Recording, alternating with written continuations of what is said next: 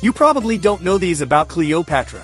We know Cleopatra was the ruler of Egypt, but she was actually Greek. He was a descendant of Ptolemais, one of the generals of Alexander the Great, the Egyptian pharaoh. Cleopatra could speak 9 languages fluently, including Egyptian, Greek, and Latin. She was also the first Ptolemaic pharaoh to learn the Egyptian language. He was also said to be very good at nursery rhymes. Cleopatra was known for her beauty.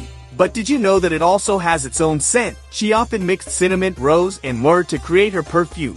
But unfortunately, she used the bite of a poisonous snake to end her own life, and she was buried next to her lover Mark Antony, although his death is still debated among historians. Interesting unknown details from Cleopatra's extraordinary life. Cleopatra had 4 children, but only 2 of them reached adulthood. These children were born from Cleopatra's relationships with different Roman leaders. In addition to being the queen of Egypt, Cleopatra also had romantic relationships with important leaders of Rome, Julius Caesar and Mark Antony.